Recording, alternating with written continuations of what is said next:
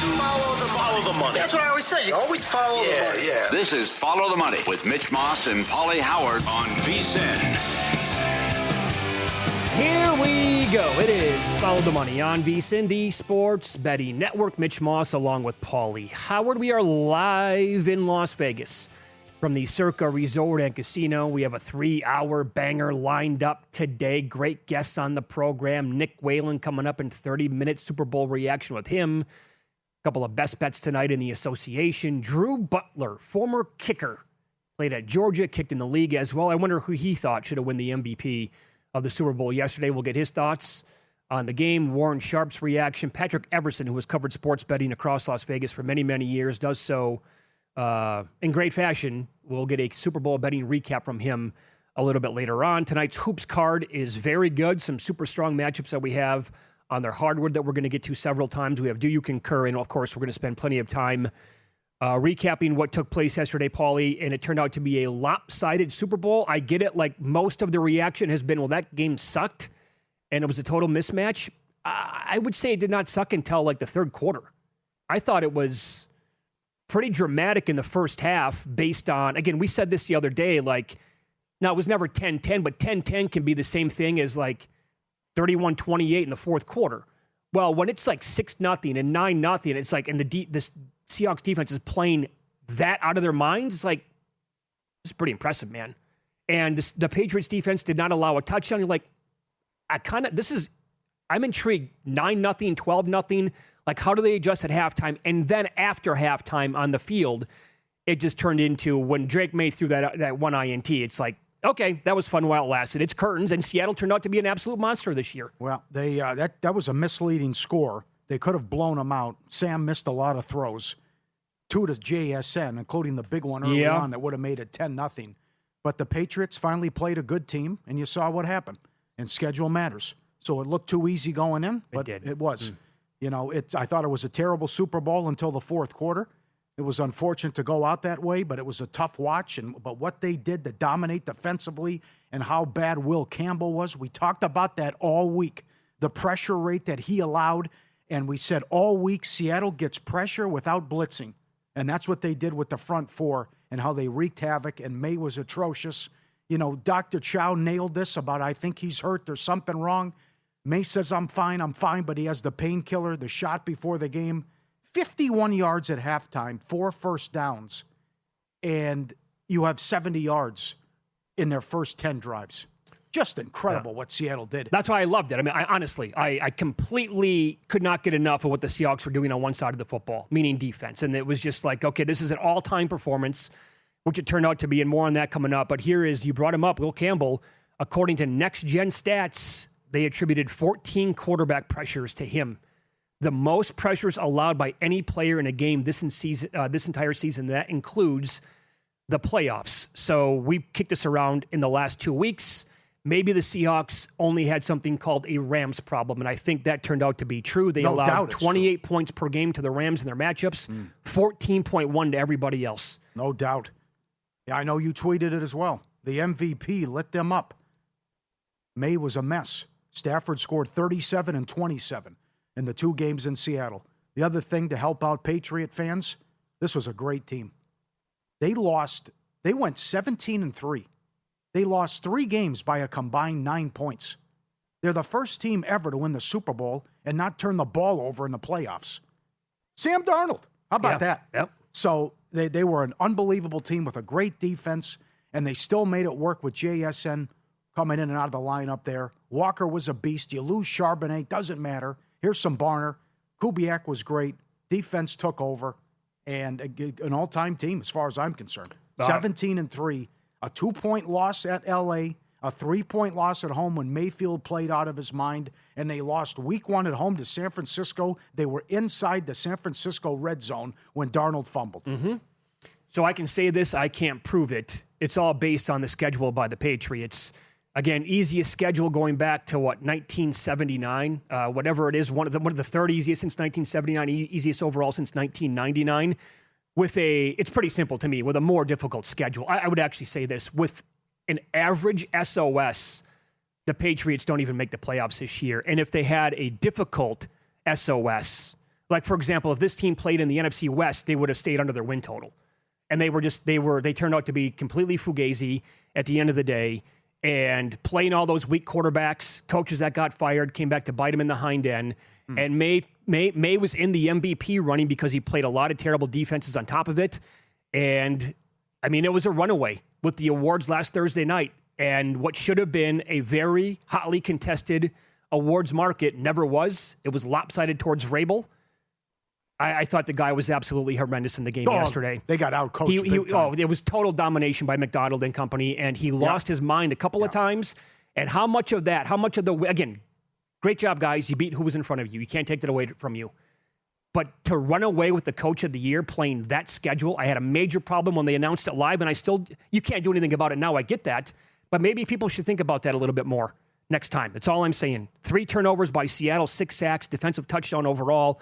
I don't know if the play calling was a big problem. Yes, it was. But overall, you thought McDaniels was terrible. Yeah, but he was terrible in that game. So I don't disagree, but also Seattle's defense absolutely dominated them. But down 12-0 third quarter, how do you come out of halftime and punt 4th and 1? That's a disgusting decision out of Mike Vrabel. And then what made it worse, they scored to make it 19-6. He kicks the PAT. That was bad. A third grader right now could do the math on that. That was bad. It didn't make any sense. It's the second time he's done that in the playoffs, too.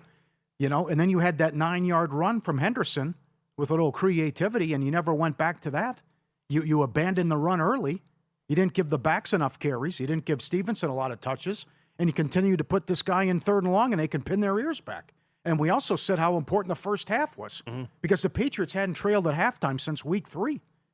And then to be shut out and come back, and that's a horrible position to be in as well, where Seattle could just unleash hell and send everybody and just go after and expose Campbell. It's one thing to play bad. You also have to face the music. He didn't talk to the media after the game and wouldn't say anything, which made it look worse too. But no creativity, no imagination, a flea flicker, something. Some dump-offs to Henderson, some screens, not enough there. But still, it's 19-7, 9 minutes left, and they're near midfield, and then he just throws the horrific interception. Yep. Where Collinsworth, Mike, I got nothing. The throw was that bad. He goes, I don't know what he's looking at. That's a terrible throw. So everything that went wrong, they had the nice drive finally, a minute score. You hit Hollins, it's 19-7, and you have a chance there. But you're right. It should be at least you got to go for 2. You take the field goal out at that point. It was stupid. But horrible decision with the interception, and that was all she wrote. Congrats to everybody who made the case over the last 2 weeks to bet Seattle Seahawks on alt numbers. That was, again, some of the most popular bets at various sports books leading into the game.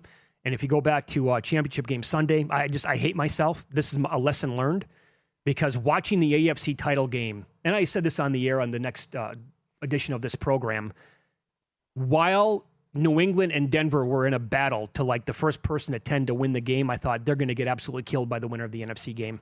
And that was my initial thought. And by Monday, by the time it came and rolled around, I said it's going to go one of 2 ways. I think it's like Patriots going to win a close game or the Seahawks blow them out. And too many people, to me, I paid too much attention to what everybody was saying. And everybody was on the same side, and that scared me off Seattle more than anything else. So that cost me. Because I had Patriots money line in the game. Well, 4.5 turned out to be a gift. Yeah, it really was. Who's kicking themselves today, big time? No doubt Denver. It's not your fault, but you lose Bo Nix. And I think Houston. And C.J. Stroud.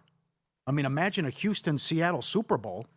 But I think Houston, because I know Dalton Schultz made comments about how much it stings that they thought they were one of the best teams in the league and they'd won 10 in a row. Yeah, but you just got atrocious quarterback play. Watching that game play out like it did last night, it made my Rams futures feel even that much sicker to me. That's special teams, just fix the special. That is incredible. That stat and what you read, that they allowed 14 points to everyone not named the Rams, and the Rams doubled that. That shows you how good they are. No doubt.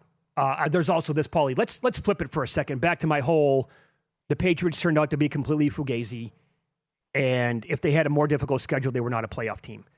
I would say this. Let's pretend for a second that the quarterback situations were flipped in their path to the Super Bowl, meaning that C.J. Stroud was the quarterback who got hurt and Bo Nix was not. I don't think the Patriots get by Davis Mills and the Texans, and if they do, The way that game played out in Denver, I'm sorry, there's no way, no how they come out of that game victorious. No. They're not in the Super Bowl if those situations are flipped. Mm-hmm. I'm very confident in saying that. But again, they have to beat the teams in front of them. It was a great ride. They will be absolute fade material probably next year with like a win total. Maybe to miss the playoffs as well. They're going to have a first-place schedule. Defense is really good. But as a guy who I have said now this many times on the air, I'm quite confident Drake May is going to be stud over the next 10 years. I'm not going to take that back. He was pretty bad in the playoffs against good defenses. Yeah. And he did not play many of those at all in the regular season. Yep. Also, don't say it's okay to take a sack, but you keep turning the ball over. I mean, on the pick six, it's like just take the sack, throw it away. That was a bad decision as well. The interception, horrible. The fumble. That guy, he's like Dave Craig out there. Takes a hit, the ball comes out. Dave Craig. Got to hang on to the ball with all the fumbles. They'll fix the offensive line. They still have a great coach. Defense is filthy. Well, what do you do about Campbell moving forward? I know. They had a problem. That is a problem. I would say so. But I will say Gonzalez is phenomenal. Oh, my God. Now, he gets hurt a lot, but what he did on JSN, he got helped out. Darnold had him for wide open, missed him, had him for another touchdown, underthrew it. But Gonzalez to contain JSN like that, beautiful job by Gonzalez. What is the level of athleticism we're talking about there in some of those pass deflections? I mean, he's just completely outstretched, flying in the air like this, and bam, gets his fingers on it multiple times. Like that is so impressive out of him. Well, how about Seattle doesn't get anything out of him, and they still win going away? We'll look at the odds board to win the 2027 Super Bowl coming up next. Someone here at VSiN has a story up on the website. Made the case for a 60 and 100-1 shot. I'll tell you who next.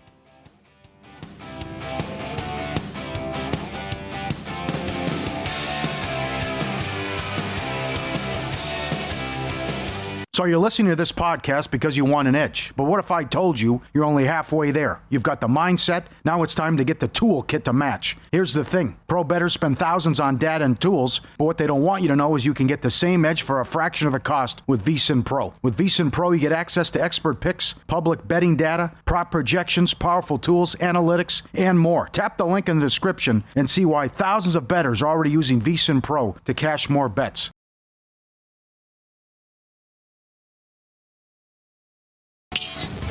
This is Follow the Money on VSiN. I'll tell you this, the Seahawks schedule next year at home, that is going to be a meat grinder for them. And I wonder, do you guys recall, typically, do we have a leak for the opening game before the schedule actually comes out? Yes. Do we find out which game it is? Yeah. Before like May? Do we? Okay. Because, I mean, Paul, because the point spread, the total, obviously, we put up as soon as it's, basically released. But think about the candidates here that they play at home next year for the possible season opening game in Seattle on Thursday night. They play the Patriots at home.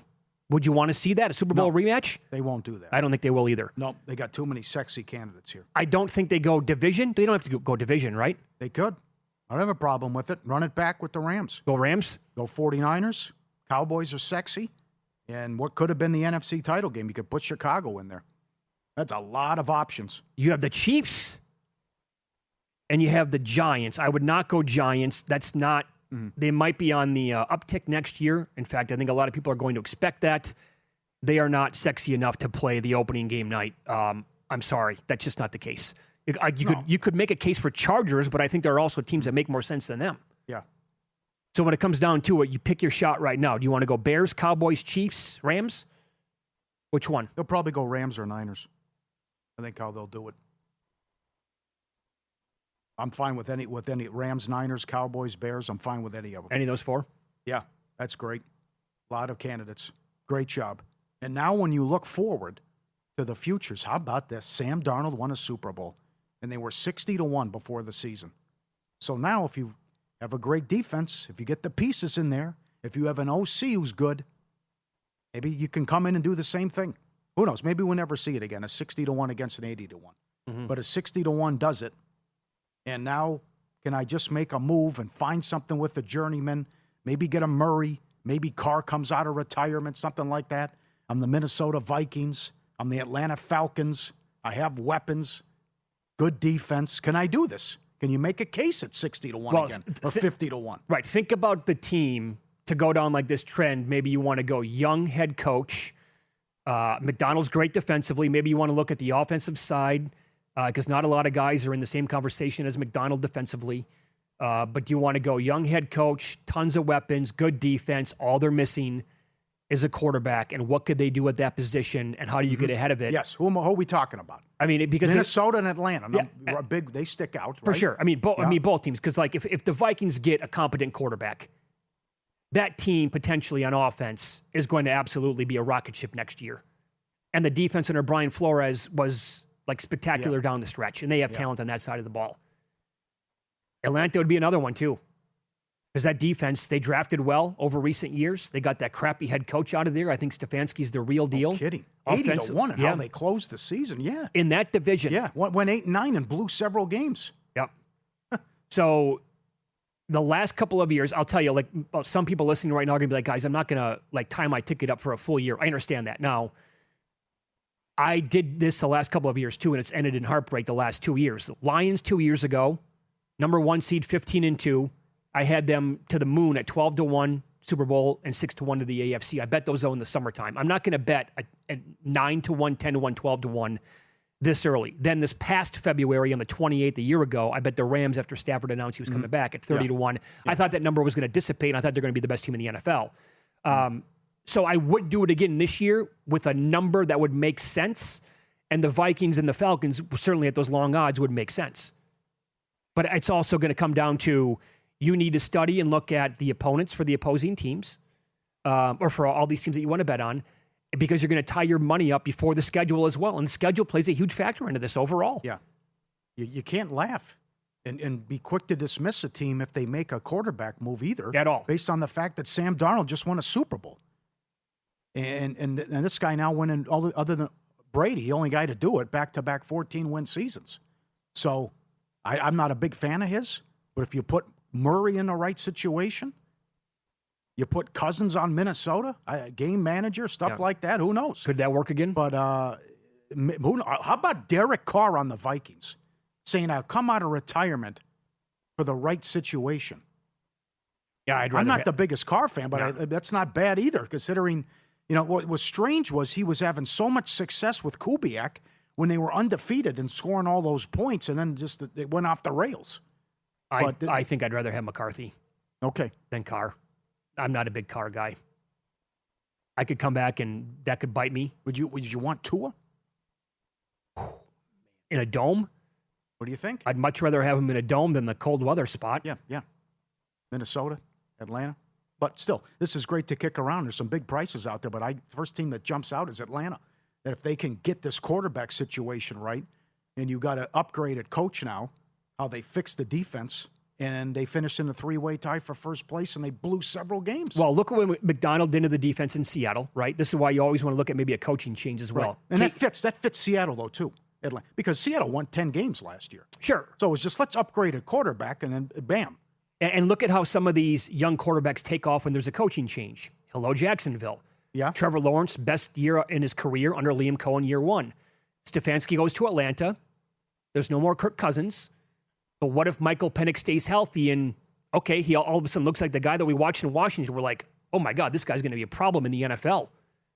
They have every offensive weapon imaginable there to make it work on that side. And again, like their defense was a problem for other teams down the stretch. They had great wins this year. They were a tricky team to figure out. How about the Chargers?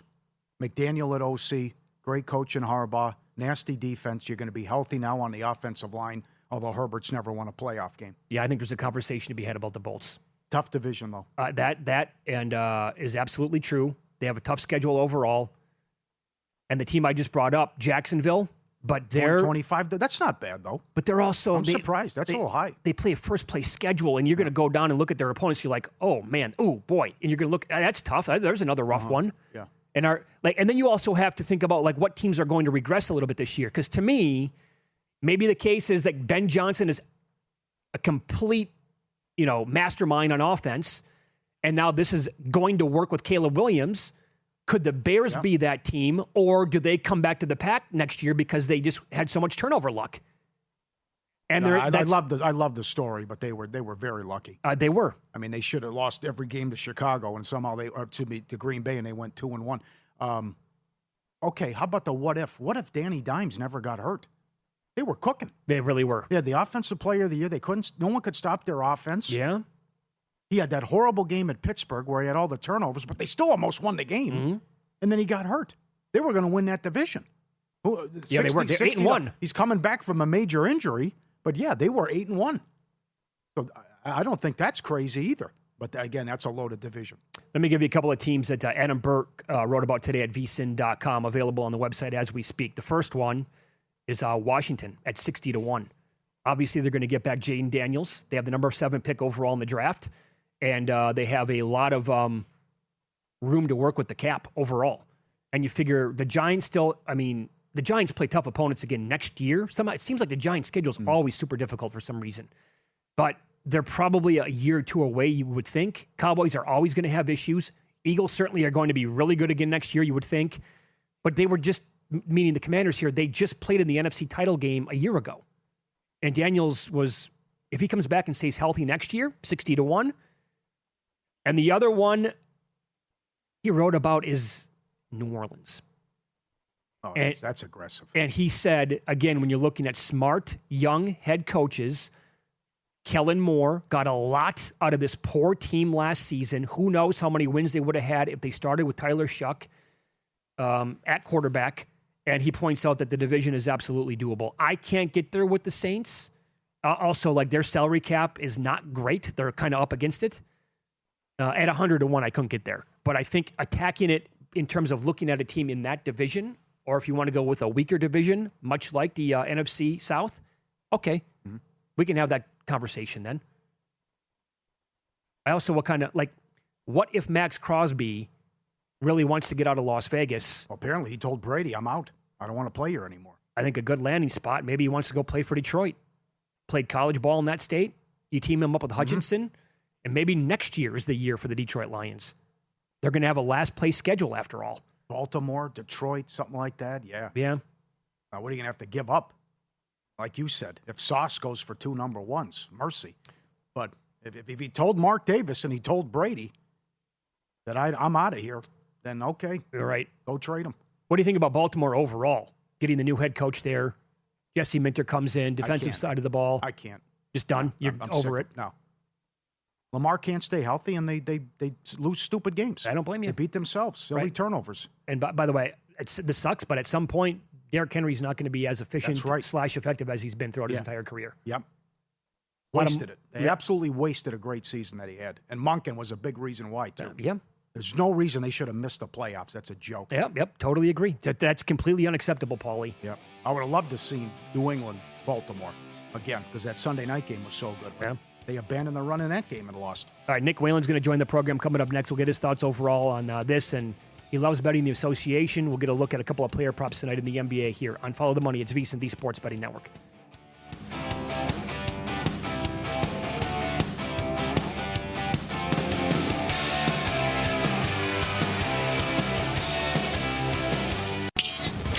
This is Follow the Money on VSiN.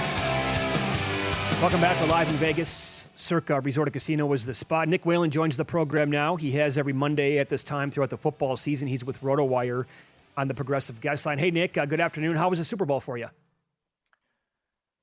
Super Bowl was all right, guys. Nothing too much to write home about. I was telling you off air, we did hit Travion Henderson, 2+ receptions at a nice price. Kind of wish I would have gone up a little bit further in that market. Did have the under, which was in grave danger for a moment in the fourth quarter before, thank goodness, the holding call on the Seattle center to bring that back. But I did settle on the Pats, +4.5. Certainly expected better offensively from New England than whatever that was last night. You got to be pretty bad as a quarterback, guys, to leave Chris Collinsworth, of all people, speechless. Which, no kidding. But I think a lot of people had the same thought when he threw that INT. Again, what were the words out of his mouth? I got nothing. I got nothing. I got nothing. The throw was so bad, he didn't know what to say. Yeah, I thought Drake May got rattled early in the game and just never really recovered. Obviously was able to put some lipstick on the pig with the numbers in the fourth quarter. But, even a couple plays before the interception, or it might have been on the previous possession, he threw it up for grabs where it was Mac Hollins against like 4 Seattle defenders. And I'm like, man, the game's not over, right? There's 10 minutes left in the fourth quarter. This is still a winnable game. You finally have a little bit of momentum offensively. And it just felt like at that point in the game, New England just abandoned whatever the game plan was and just, tried to throw something at the wall to generate a big play and ended up completely backfiring. I mean, really disappointing game, I think, from the New England offense overall. Obviously, we could talk about the pressure rate and Will Campbell and the struggles of that offensive line, but this is just not who Drake May has been this season. We started to see some of the ball security issues in the first few playoff games, and obviously that reared its head last night as well. But for Drake May to not be able to kind of recenter and acknowledge, all right, this is not necessarily going to be the script that I thought it would be. I'm going to have to adjust for the pressure. It feels like kind of a trope to just say, well, he's a young quarterback. It's a learning experience. That's exactly what it felt like to me by the time we were in the middle of the third quarter. Well, I agree with you that it was a misleading score and lipstick on a pig. And I thought Collinsworth made a good point that Darnold's escapability and mobility was huge, avoiding several sacks. Yeah. But he missed some throws. And if he puts a couple on JSN, this thing could have been like 43-7.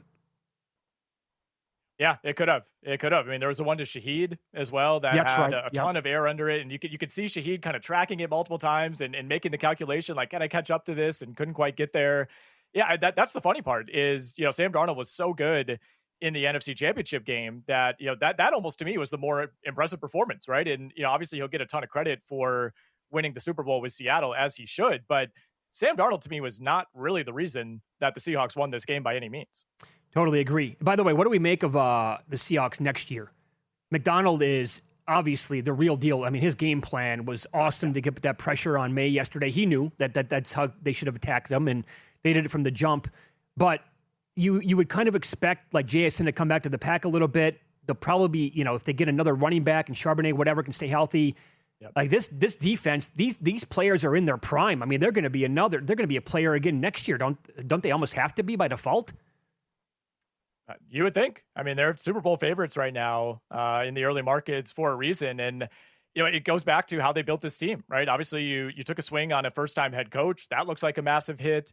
And, they've strung together 3 or 4 really good draft classes in a row. And it's kind of what they did, in the middle of the last decade, right? Where you take a swing on a later round quarterback in Russell Wilson. That turns into a huge hit. Mm-hmm. You nail basically every defensive draft pick possible.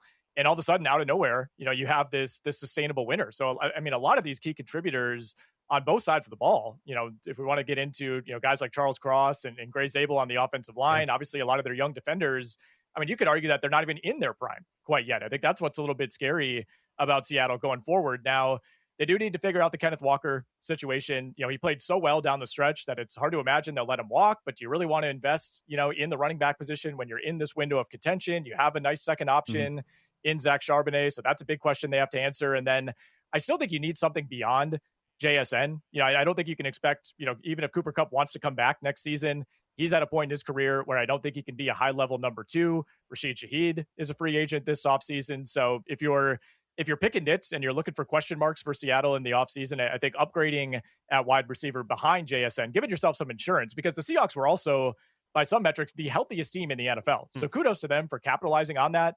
You guys know as well as anybody, you can't bank on that being the case again next season. Very good. To the NBA, my friend, I want to read this quote to you. This is from Rudy Gobert Friday night after the T-Wolves lost as big favorites to the Pelicans. Quote, at some point, if the players don't have accountability, someone has to have accountability for the players. I'm talking about straight effort. I'm not even getting to the basketball side of things, but for the effort this team wants to play for a championship, it's unacceptable. It's not an easy position for a coach to take guys out of the game. But if the players don't show any effort, no matter how much talent you have, you can't be a winning team. He calls out Finch. He calls out Edwards. He calls out Randall. What happened yesterday? Big favorites at home, never in the game against the Clippers and blasted. Now they play Atlanta. Finch afterwards says, I want those comments to stay in-house. What do you do with the Timberwolves now? Well, it's been kind of a season-long thing for Minnesota, right? I think they've tracked somewhat similarly to teams like the Knicks and the Cavaliers, where they'll have these runs where you start to think, man, I mean, this team could be right there with Denver and San Antonio and Houston and, of course, OKC in the Western Conference. But I feel like they're the team I would circle in the West, where you say, man, I just don't trust them with a number above 7.5, right? I mean, I think they're like 9-14 as a home favorite ATS this season. They have these trip-up games way more often than they should, especially given the continuity with this team. I mean, it's basically been the same group now for a few years in a row.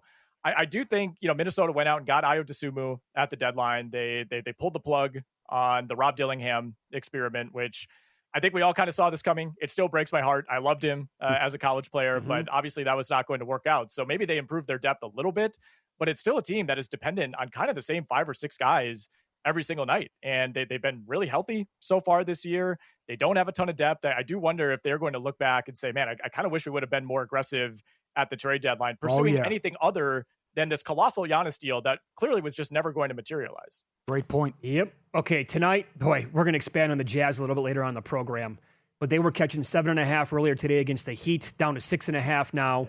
Yeah. You'd figure we're going to get plenty of points in this game with how Utah plays, and I know the Heat, they came back to the pack a little bit with the pace, and they've actually been the number 2 defensive team in the NBA now going back for the last, I think, handful of games. But overall, you're going to attack this with a player prop tonight. Who do you like? Yeah, I'm looking at Bam Adebayo, the over 33.5 on the PRA, like you said, going up against Utah. First meeting against the Jazz went for 26, 15, and 2 in just 30 minutes. Miami scored 147 points in that game. Wow. So not only is Utah, terrible defensively, they're willing to play at the same pace as the Miami Heat. And, something I wouldn't say unique is going on with the Jazz because they've done this before. We saw it with Toronto last season as well, but the expectation is that Jaren Jackson Jr., Lauri Markkanen are going to be out there.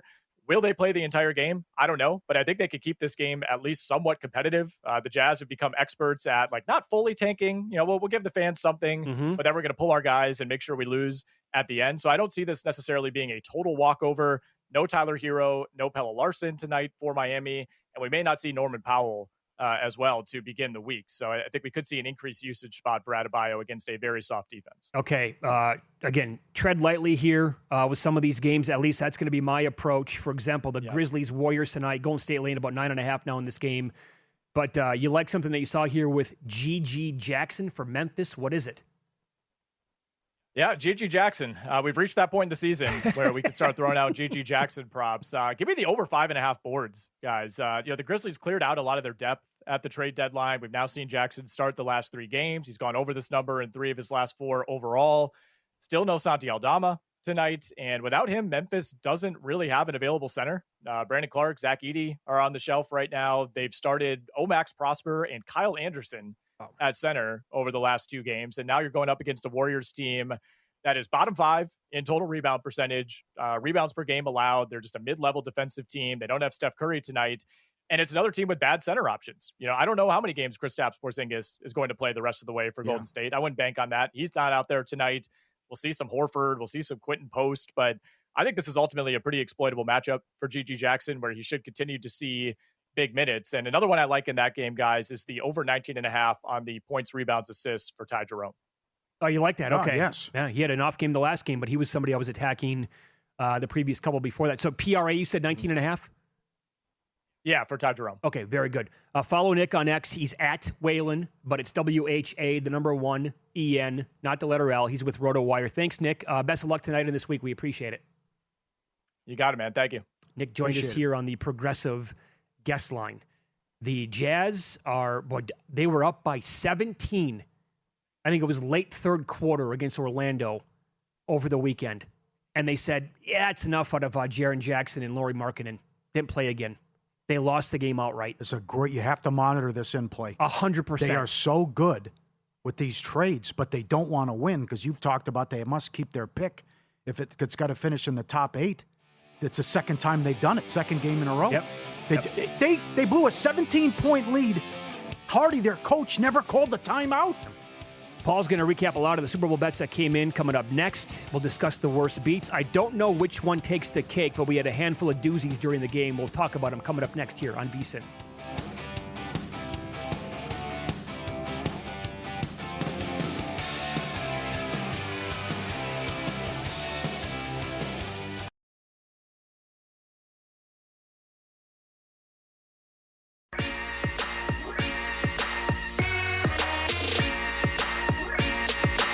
Win Some, Lose Some is sponsored by the Sharp Plays. Were you a winner last night? Wow, winning. Or was it a rough one? Well, they can't all be winners, can they? Loser! You're a loser! Pauly Howard recaps the night in sports betting in Win Some, Lose Some. All right, send them in, ftm@vsin.com, or tweet at us as well.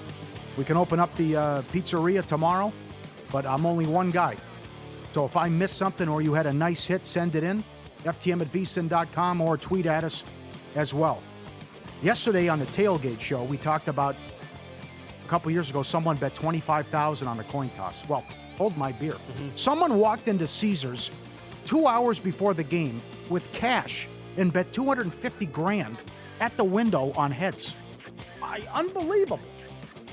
I don't know if that, I don't even care if you're a bill. I think it's someone who's up like 7-8 million at the tables and just says, the hell with it, I'm on a roll. You think so? What do you think it is? $250 on a coin toss. I honestly have no idea. You're here for anything. I would like an explanation. The fact that this actually happens, I will believe anything. Yeah. I also hope a person like this gives a lot of money to charity. Because you have way too much cash on your hands. No kidding. Unbelievable. Instant gratification. National anthem under. 125 down to 116 seconds. Well under. Good job, Mitch. We didn't get enough on this with debating it. I didn't see. It was easy. Opening kickoff, touchback, 3-1. Yeah, Brought out with a nice winner again. I think we briefly talked it up on the show yesterday, maybe last week as well, saying if the Patriots are kicking off, they don't want to kick to Rashid Shaheed to open the game. Yeah. And before the game, I'm scouring. I couldn't even find it. And finally, Circa moved from plus 250 to plus 280. That's the number. I'm I have to bet this. Yeah. And it was a good start to the game. First play results in a first down, plus 375. That is something I would never bet in the Super Bowl. Yep. Walker, 11 yards. Any drive starts inside the 5, plus 230. Will a punt land inside the 5? 8-1. Yeah. It happened twice. Field goal made every quarter, plus 450. First scoring play, Seahawks field goal, plus 340. No touchdown in the first half, 10-1. Barner first touchdown, 14. First Seattle touchdown, 7-1. Stevenson last touchdown, plus 850. Defensive touchdown, plus 250. 7 sacks in the game, plus 725. Controversy here. I looked at the sheet. Circa graded it a loser. I thought Myers knocked Henderson out of bounds on a kickoff. That's what everybody said on, Yeah, that's a tackle. Plus 825. Hold on. What's it look like in the official box score? I didn't even bother to look because I assumed I had so many people blowing me up. Hey, Myers just made a tackle. Right. I look at the sheet. Circa says no. He knocked him out of bounds. I didn't look at the box score. I'll take a peek right now. I'm I can't believe it. Thank you. Love interception, plus 850. Seattle exactly 29 points, 40-1. New England 13 points, 15-1. Seahawks win between 13 to 18, plus 650. Mac Hollins touchdown, 4-1. Henderson 20 yards receiving, plus 525. 3 catches, 6-1. Pick 6, 6-1. First Patriot reception, Stevenson 5-1. First Seattle reception, Barner 6-1. Last scoring play, touchdown, plus 880. Seahawks win the Super Bowl, 60-1. Streaker gets on the field, 3-1. Streaker makes contact with a player, plus 550. Williams tackled him. Collinsworth gets Eamon name wrong. Yes, plus 250. Triple Crown, 55-1. May, Walker, Hollins. Most receiving, Hollins 23-1. Most receptions, Cup, 15-1. Yeah, good job by Guru. He liked him at 5+ yesterday on the show. Well, they mentioned first time a USC quarterback starts a Super Bowl. Yes, plus 250. Will the football be used as a prop at the halftime performance? Yes, plus 550. Walker MVP, plus 650. Last play for the losing team, completed pass, 8-1. Walker, 125 yards rushing, plus 625. First Boston celebrity they show, John Bon Jovi, 6-1. Made 2 picks, plus 360. Is I thought he was a New Jersey guy. I know, he's buddies with Kraft. I don't know. They had him on the list. He gets both teams? Yeah. I don't know. Okay, all right. He was like 4th choice. Barner, 50 yards, plus 430. Barner, 50 yards and a touchdown, almost 8-1. 4 unanswered scores, plus 310. Squares, first quarter, 3-0, plus 650. 9-0, 80-1. Second quarter. Third quarter, 2-0, 100-1. Fourth quarter, 9-3, 70-1. Got her up 40-1 outright. Got her up first round leader and outright 200-1. Who had that ticket? There was a ticket floating around at $400 on it that paid $80,000. Oh man, come on! And it was a sweat on the first round, and then I don't know how he came back to win that round yesterday in the playoff, but he did. That's right. Subscribe, be part of the team, vsin.com, our radio and podcast friends. You always want to see these tweets and videos at Pauly Does Vegas on Instagram. Send them in, we'll put you on. Look at this. After the show, Mitch went back to his favorite machine, and within minutes again, on 10-play Ultimate X, he got dealt aces. What's more incredible, he got 6 kickers. Unbelievable run. So full transparency, my buddy's in town for the Super Bowl. We're playing at sexy. Overhang Bar here, and it was not going well for either one of us. I mean, the machines were as cold as ice. I'm like, you know what? This sucks. I can't have my day start like this. Let me go to my machine. I'm 2-3 minutes again, dealt. Crazy. Yeah, like the Royal, right? Yeah. Right away? Yep. Unbelievable. That's nice. I cannot believe I got 6 kickers.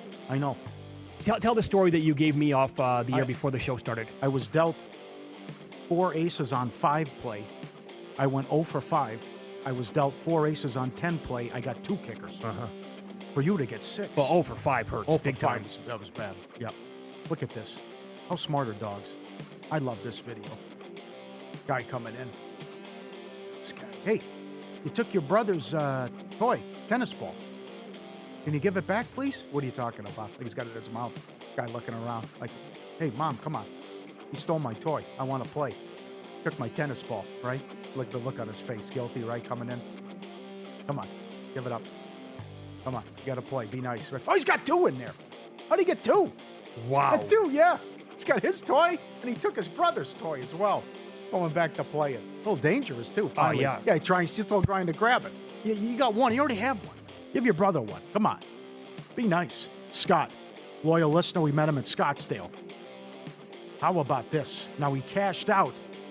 He would have won $170,000, but he walked away. He had a $3 9-teamer with a ton of guys got her up to win. Bunch of guys, top 10, alts on the Seahawks, whatever. And he gets there. He cashed out at $44,000.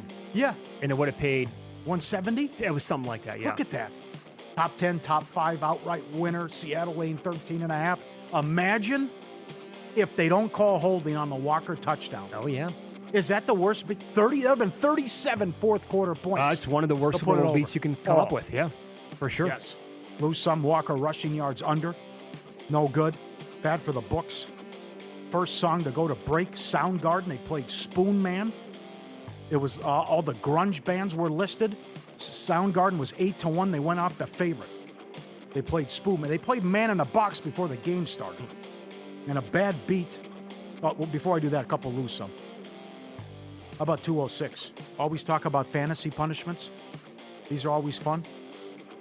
Guy had to watch the Super Bowl in India as his punishment. We showed the one last week where the guy had to go out in 20 degrees. You're getting a little too extreme with this. Yeah. You know, I'm not catching up. I'm sorry. I love these punishments. I'm not playing a league where I got to fly 18 hours to do something. That's right. Not a chance. Yeah, watch the Super Bowl. Okay, right.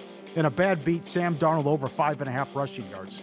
He had 10 yards, and then there was miscommunication there on the final drive, and he lost 6 yards. I don't know what that was. So he finished it with 5 for the game. College hoop grind is where real bettors find their edge. Dozens of games at night, constant line movement, opportunity for those who know where to look. Powered by advanced AI and trusted insider sources, Sharp Plays highlights sharp action, key numbers, and market shifts before the public catches up. Free reports, alerts, public logs, transparent results since 2011. SharpPlays.com, trusted by pros, monitored by the books. Own the boards this college basketball season. Give them a follow. They're great. SharpPlays.com. Couple of things. NFL.com does not show Myers in the box score. ESPN does, and they credit him with a solo tackle. So I'm guessing that, I don't know, Derek's team's on the program tomorrow. I'm guessing that they probably use NFL.com. They also have like 11 less tackles on their website compared to ESPN.com. So I don't know how that works. He knocked them out of bounds. I mean, yeah, that's an 8-1 ticket. Darnold's rushing prop, horrible beat. Time of shortest drive of the game, TD drive, got you. What? No. Yeah, 57 seconds. No, I thought it was 102. No, that was a loser. You're kidding. No. The Matt Collins touchdown? Yeah, that drive was 57 seconds. Oh, I thought it was a minute too. Oh, okay. Damn. The Frank B prop that I also bet, longest field goal versus total points. It's only field goals going to the fourth quarter. He makes 5 of them. Yeah. The longest is 41. Final score, combined points, 42. Also another one. Total yards in the game went over 640.5. I think that might have been the worst beat of the entire game. We'll expand on the MVP. We'll get a kicker's perspective next. Drew Butler on the program. Jason Myers set a record with 5 field goals. Was he robbed? We'll ask him coming up next.